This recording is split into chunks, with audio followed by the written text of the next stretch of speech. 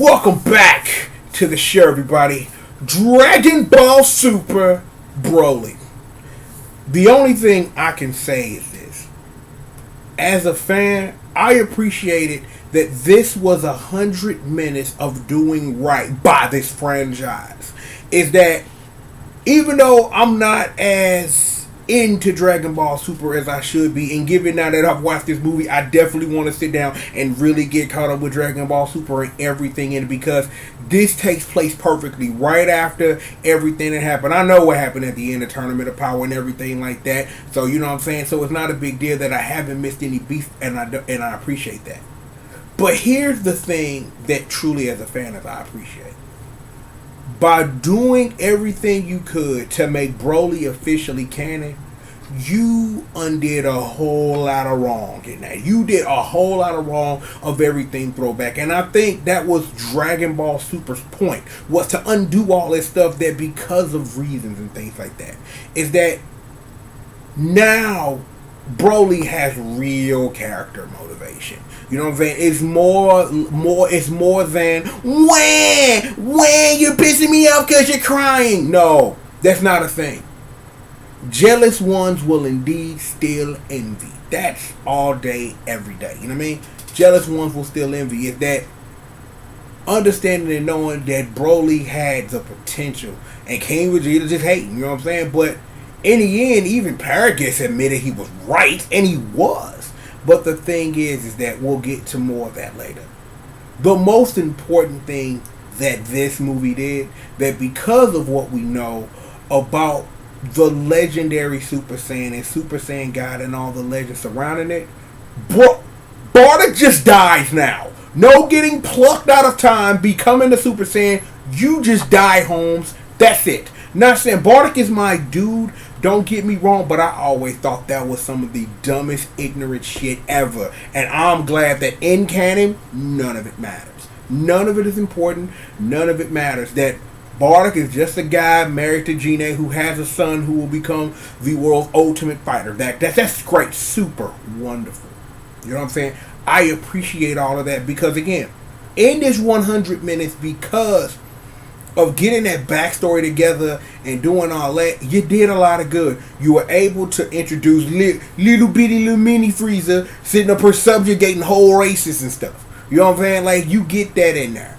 It's like understanding that once we got to the point of what the movie was, I see why the streets love Shirai. I get your love affair with her. Like, she's a great character and a perfect foil for a character like Broly, who now that, because he's been friendship to death and now that he's gonna be around, is that you need somebody like her to keep him balanced. And I like that, and I really think that's a good thing that's going to be wonderful for whatever comes up, because Given what the Tournament of Power was, they could have used a fool like Broly to straight up her and straight put in work, but at the same time, we needed that to introduce Cauliflower and Kale, so you know what I'm saying? So we did that work. So it's like, in that, again, like I said, a lot of right was done here. And I'm just like, I'm like, the thing is, at the end of the day, regardless, I just appreciated the ride that this was. And it was a great ride for fans to sit up here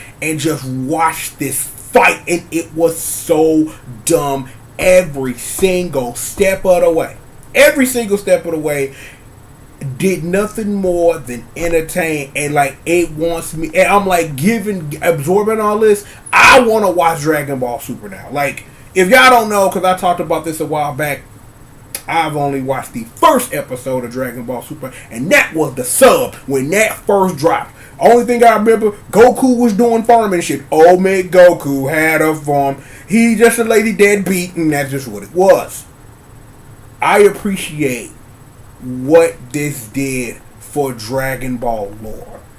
The thing is, though, I now have some questions. And I'm like, even before I got on the mic, I went to the Dragon Ball Wiki. I didn't get the answers I was quite looking for. Oh, I didn't get the answers that I see as a satisfactory answer.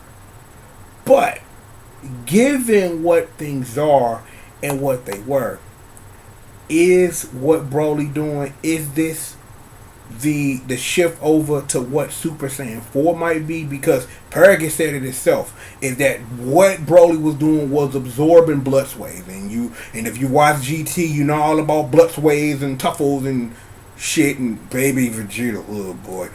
But the thing is that are we getting into the world where we're starting to get into Super Saiyan 4, that because right now the tippy top right now, even though it wasn't featured in the movie, was Ultra Instinct, is you gotta assume that because it is what it is, there will be forms beyond Super Saiyan Blue, beyond Ultra Instinct, and I think this is where we're gonna get to Super Saiyan 4. I don't know if the ultimate goal is for GT to just be his own thing, and that stuff will come into Dragon Ball Super little by little and do things like that. So I don't know.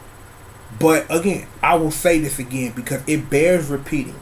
For a fan like me, because of the state of the fandom that I am a part of, and in it how I am, this movie did the work that I needed it to. You undid a lot of semi-bad, even though it was non-canon, brought it back in line, and now everything is all good. And now we have Shirai.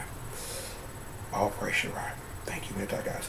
Anyway, it's going to be interesting to see what it is that they do with Broly now that he's, again, been friendship to death. So, it's going to be all good. Like Goku, like, yo, I brought you a house. By the way, yo, we going to spar every weekend. I'm come over Saturday, though. We going to duke it out. Imagine if Broly become a Super Saiyan God, dog. But I'm like, they got Super Saiyan 4 Broly, though. So, that is a thing. Seriously, that's a thing. Look it up. There's also a Super Saiyan 4 Gohan. Like, and that was another thing that I was randomly thinking of, because the thing that sometimes YouTube does suggest to me, like, yo, watch dub clips of Dragon Ball Super.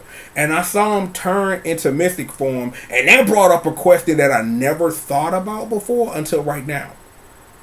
Is Mystic form its own level of transformation? There really isn't a clear-cut answer to that, because Gohan's just a bookworm who reads, but maybe Mystic form is some form of, because of originally, you know what I'm saying, he had the potential to be the greatest. Then, you know what I'm saying, then he just got powered up. Then Shin Kami Guru, you know what I'm saying, hooked him up. Then, you know what I'm saying, then you busted a sword open. Then, then you get superpowers. So, what's up with that? If anybody got any answers for your boy, let me know in the comments, because I am interested to know that information. The other thing that this did for me is that it brought my full hype back for the series, you know what I'm saying? Like, just sitting up there just watching just this amazing, it's just like, this movie reminded me why I love Dragon Ball so much. Like, I remember when I was in 7th, 8th grade, and Dragon Ball, the Ocean does start coming on Channel 11. Like, that's what we talked about at school. And as it got older, and Toonami, and all that stuff, and all of my love for the games and things like that, This ignited my fire for Dragon Ball again, and I appreciate that. So hopefully the fire lasts long enough for me to explore this deeper, to see what it is that we can get into. And I wrote a note to myself a couple of videos ago or something we can do, so I might look into that after this is done. Again, let me say this one more time.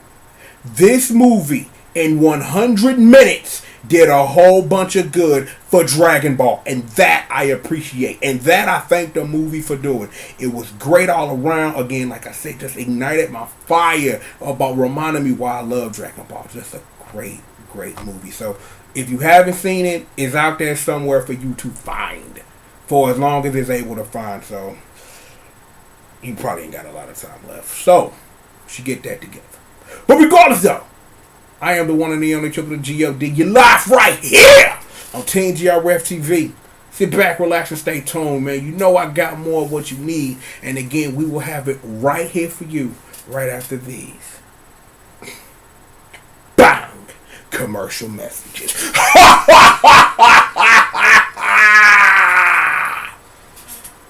I will say this one more thing before we get up out of here. That was fucked up. Frieza a goo. That was dumb. That was extra levels of dumb. But it made sense given what it is they're trying to build with the character. So no one needs arrogance. So it is what it is with that. But I thought that was extra stupid. Also, in other news, Frieza fought Broly in that form for an hour and a half. Just goes to show you how powerful Golden Frieza is. I'm like, I gotta get props up. So I wonder. Well, you know what? I'll just leave that for a surprise. It'll be because see, I might need to go look at some Xenoverse stuff. You know what I'm saying? Like, because I wonder how Broly gonna fight in Fighters. I wonder. Fighter Z or whatever. You call it like Dragon Ball Fighters, Fighter Z, something. I know what it's called this point, but it'll be interesting to see, like, will he start in his base form or will he just go straight and all that other stuff? But we'll see. But regardless, we've got more show for you after these commercial messages.